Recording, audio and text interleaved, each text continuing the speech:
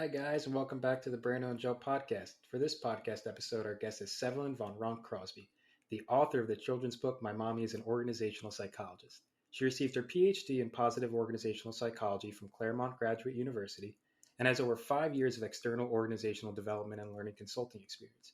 She is currently working as a senior manager, people strategy at Blue Shield of California, partnering with the HR leadership team in the business to set a 5-year talent strategy, annual human capital planning, and talent management initiatives. She is passionate about teaching others about IO and has done so through being professor at Cal Poly Pomona and writing this children's book. Welcome, Sevelyn. Thanks for joining us. Welcome. Thank you so much. Happy to be here. Yeah, we're excited for this too. I think I met you, Sevelyn, for the first time at SciOp, and that's where I kind of like learned about the whole book and how cool it is. And I remember flipping through it and being like, "Oh, this is awesome!" I don't think I've ever come through an IO children's psychology book. That has to be the first one. I think it's the first and maybe currently the only out there.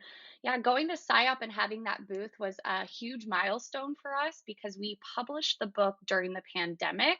So this was one of our first big in-person events, and it just felt so good to be out there at the booth showcasing my work. So yeah, I'm glad I got to meet you there.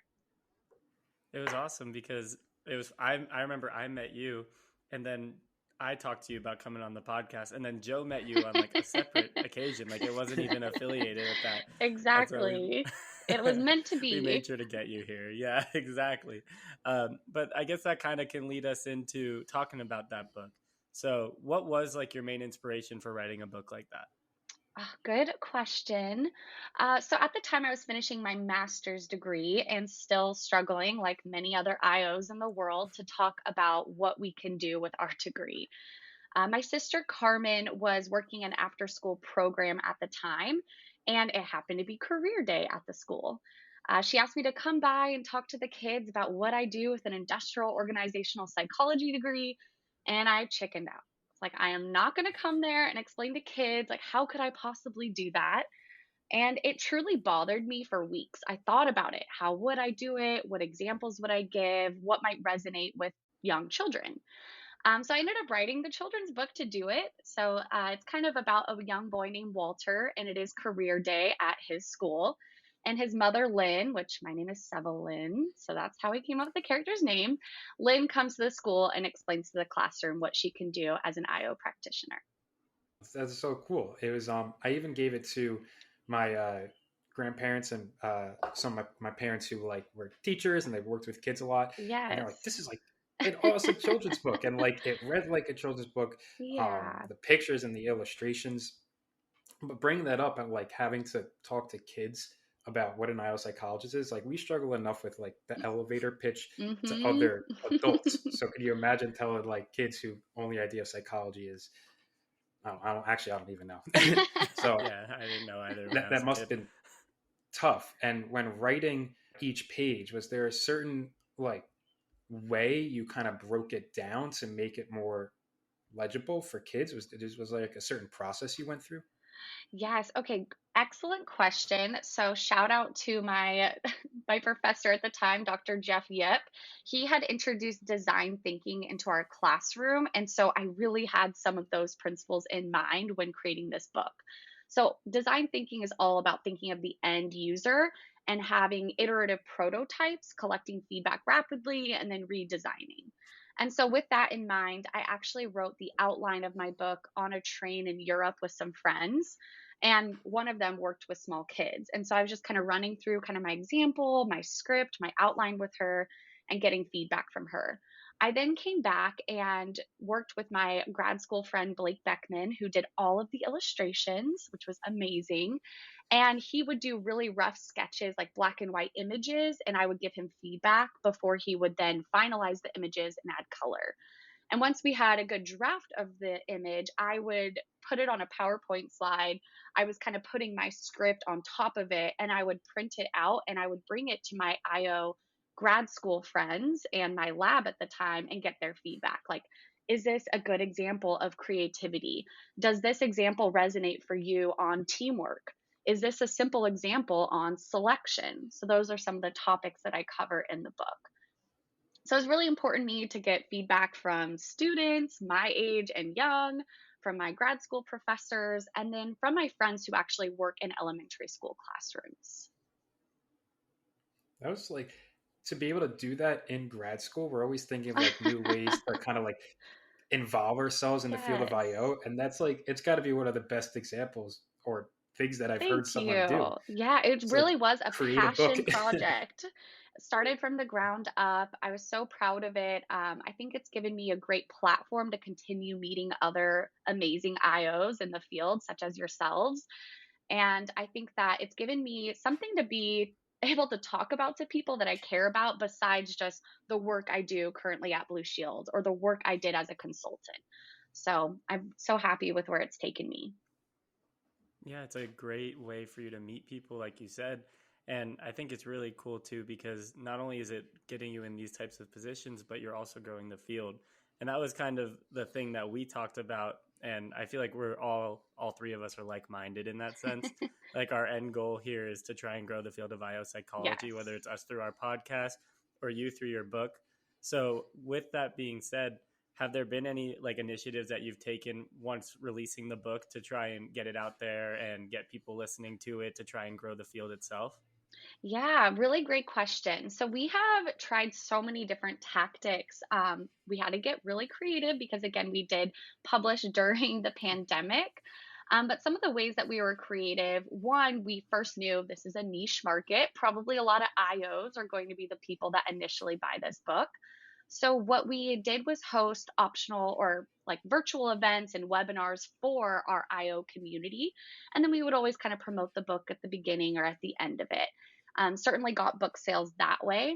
We've also connected with other IO groups. So Blacks in IO, Latinos in IO, Asians in IO, Department 12 podcasts, Worker Being, etc., just to do more collaboration opportunities.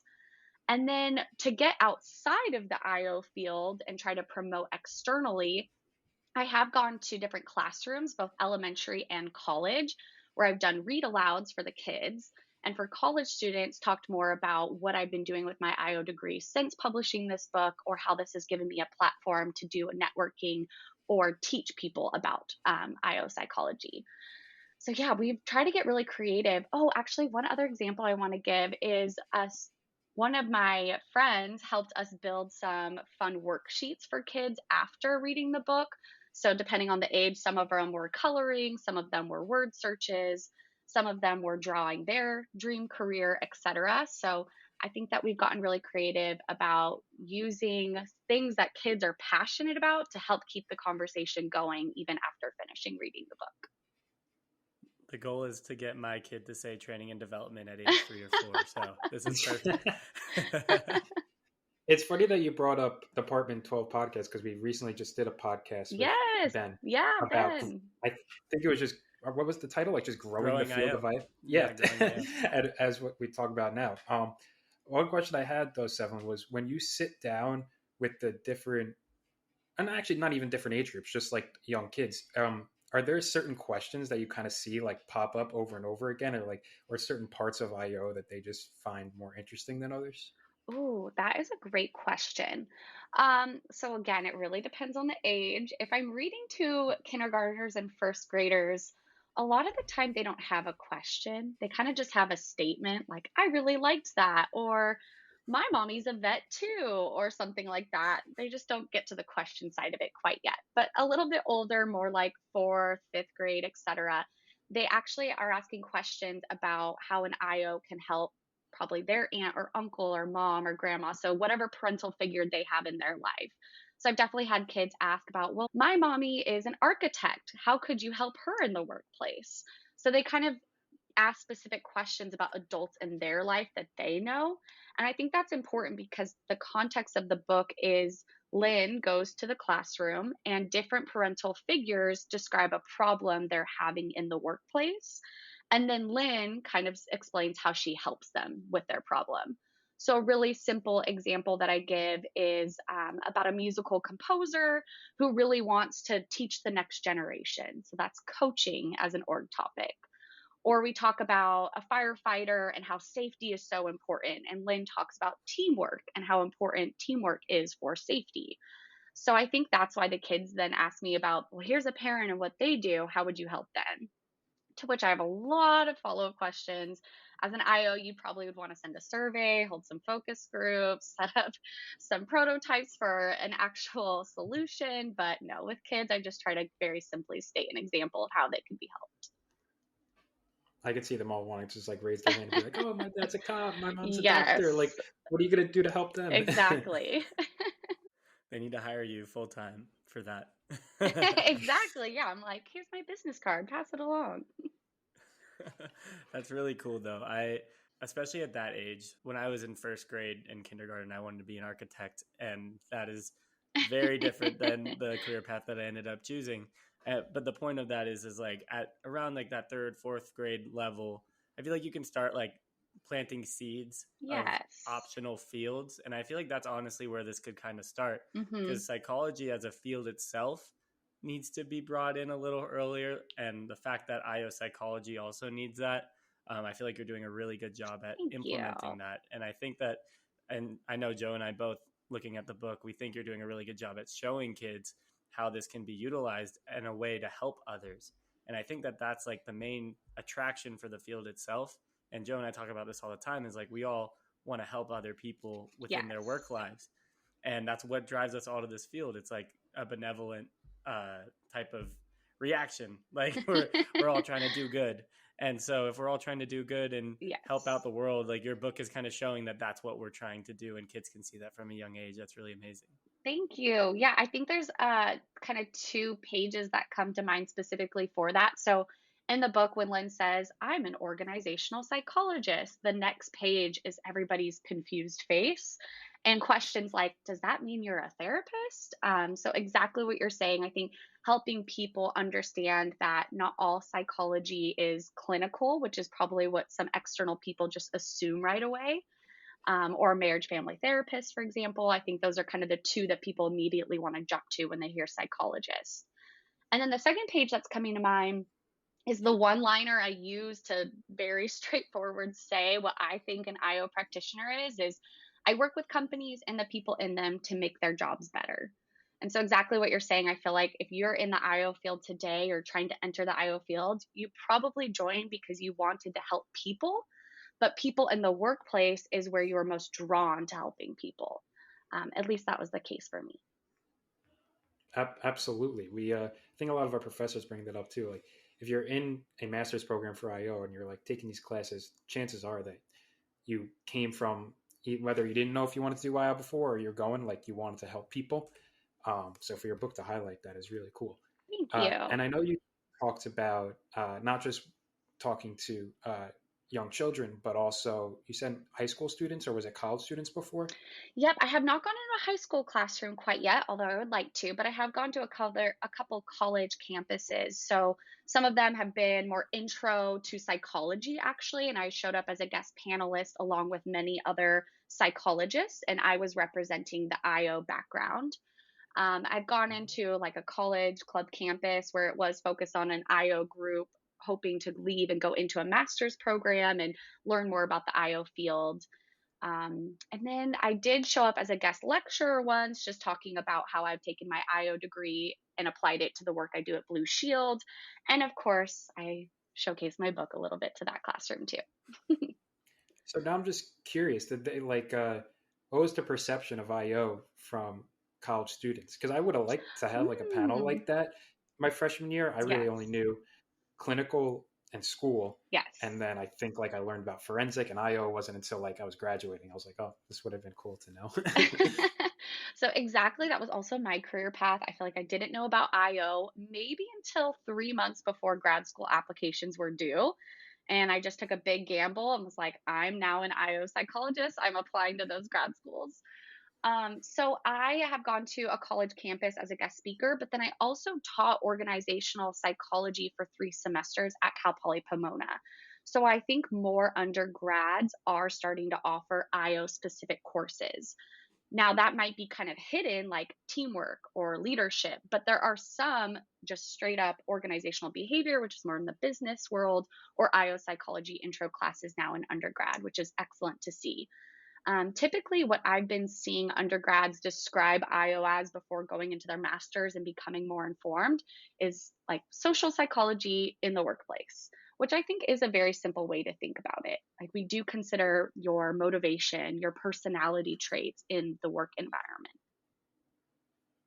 Yeah, no, it definitely makes sense. We took a social psychology course for our first semester. Mm-hmm. Yes.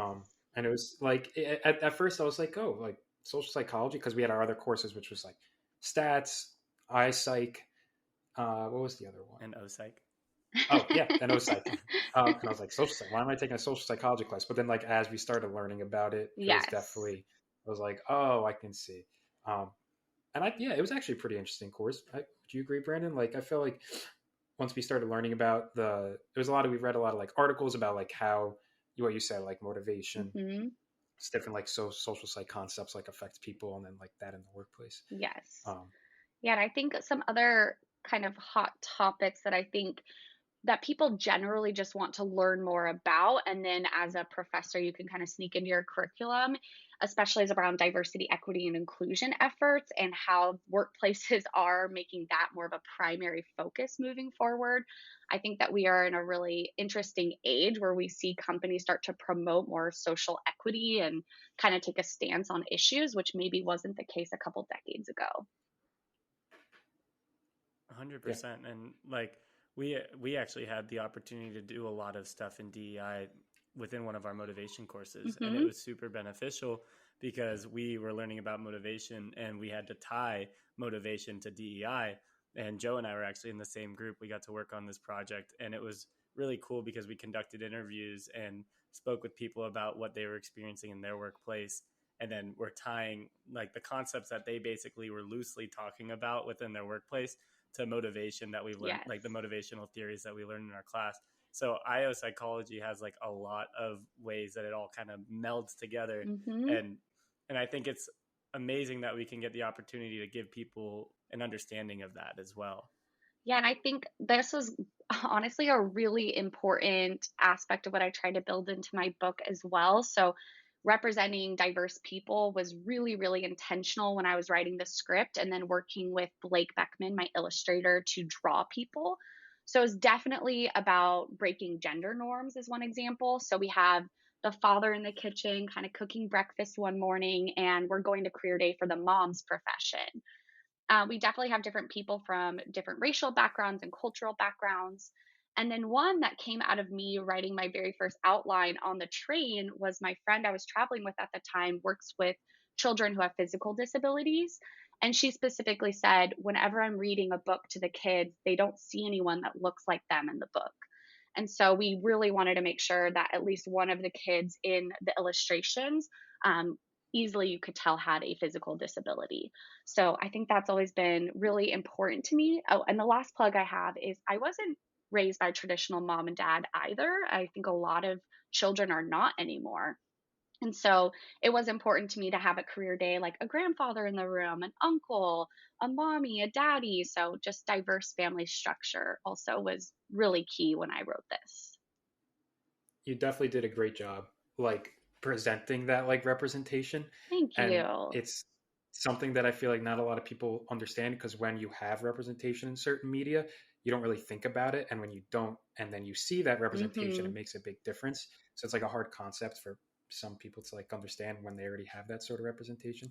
But I like, Yes. as soon as I open like the first couple of pages, you could definitely realize there's a whole bunch of differences, and it was really cool to see. Yeah, thank Another you. question I had, yeah, was that I wanted to know, did you take any aspects of your work life and put it in the book, like any things that like happened in work, and then you were like, oh, this would be cool to like put into my book?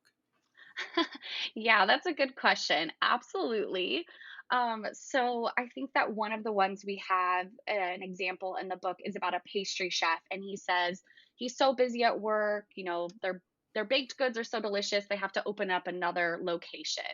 And definitely at that time, I was helping for one of my external consulting projects. They were working on expanding their product and opening another location, and we were trying to teach that leader about visionary leadership and how important it is to kind of bring inspiration to the group of people it's a key step in change management. So I think that example specifically was really top of mind because we were working with a client on that.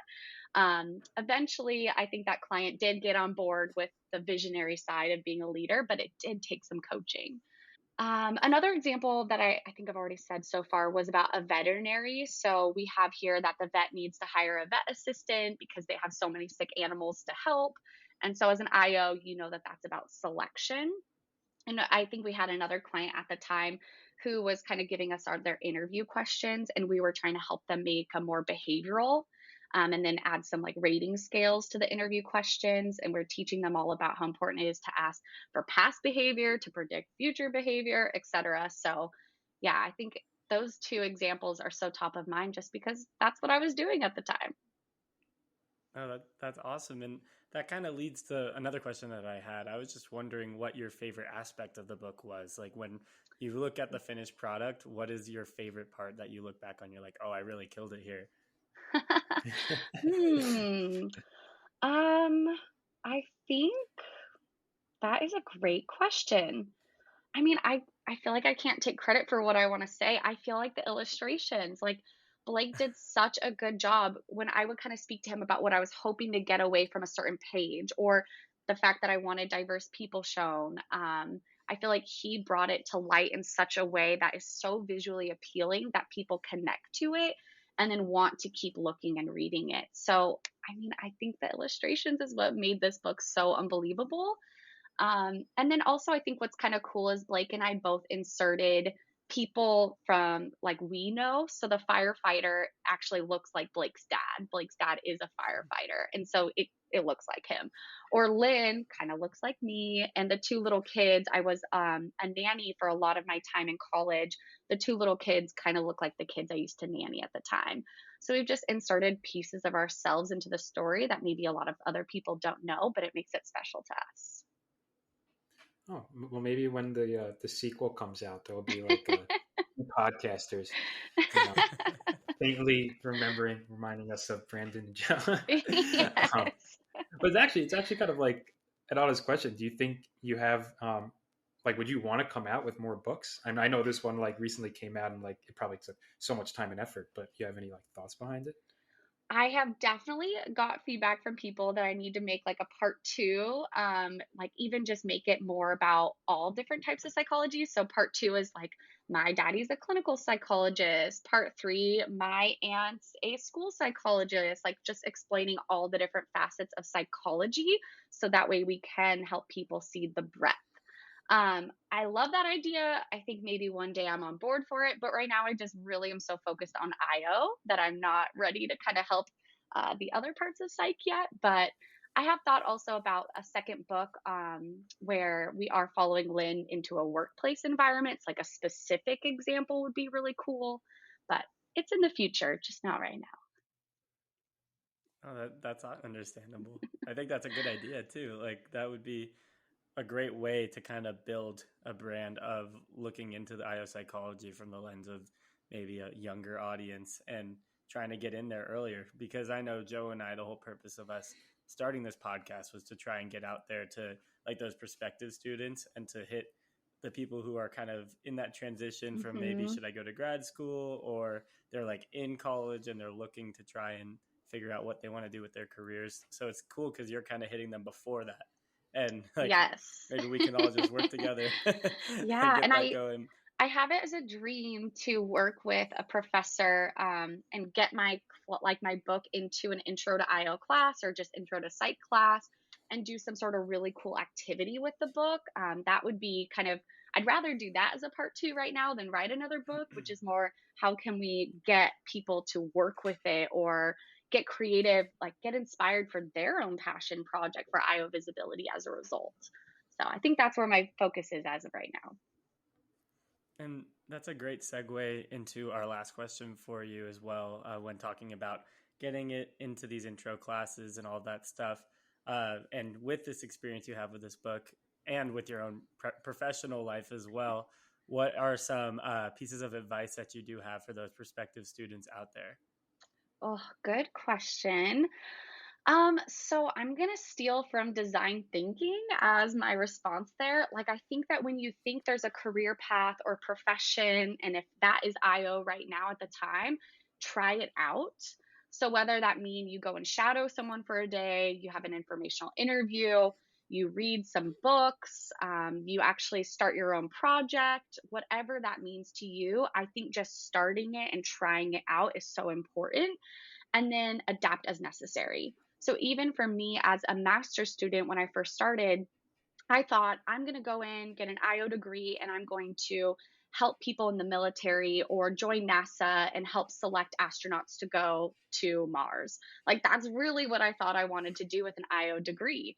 I got there, I learned so many other things, and my passion, my interest changed.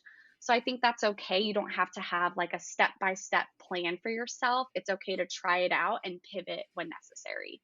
So, yeah, I think that's my only advice right now.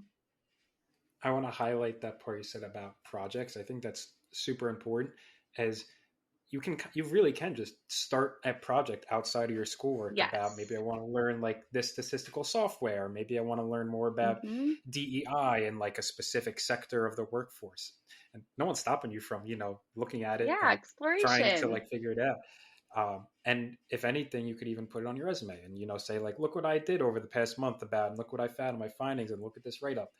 um, so it is like a really cool idea that like I feel like is not as highlighted as much.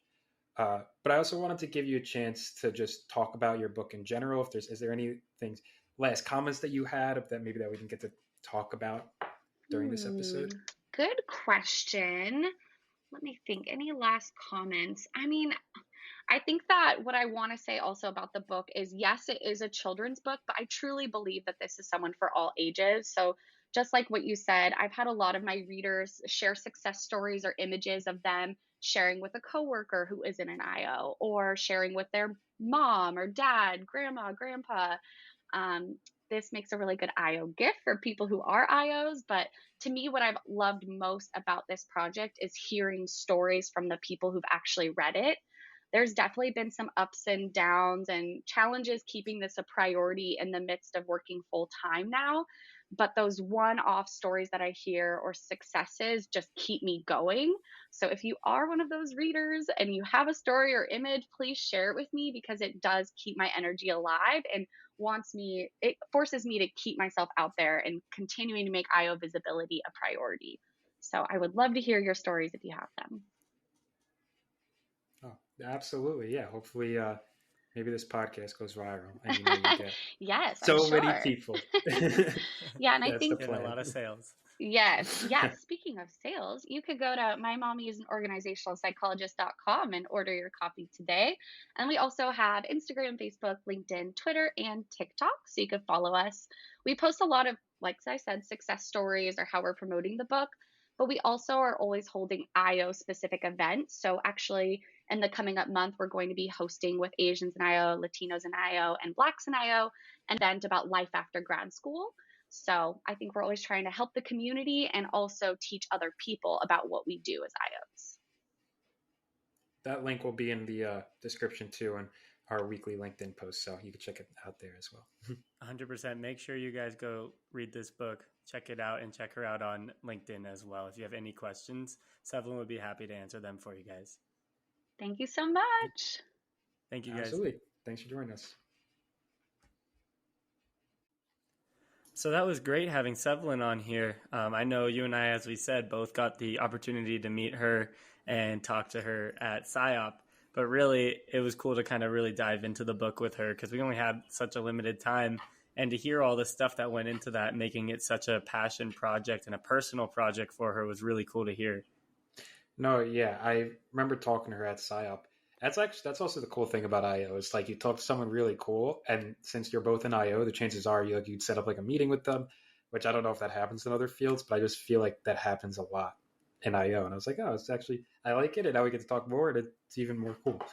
And it's also like it's definitely one of the first children's books about IO that I've ever seen. It's so well done. So I'm happy to hear that, like about the process and like how it actually came to be. Yeah, and I think something that we all struggle with being in IO is trying to explain to people what we're doing. And I think that this book really does a good job at hitting the nail on the head and talking about what we need to do and what we do and how to prepare yourselves for the field. So just because we're talking about this like it's a children's book for our listeners out there, make sure you guys check it out, because it's really going to give you guys a really good idea of what the field is and some of the things that we can do in the field as well. Yeah, absolutely. But thank you for listening, and we'll see you at the next episode. Yeah, make sure you guys check out the link in our bio, both for her LinkedIn and for the book. Absolutely. Bye, you guys.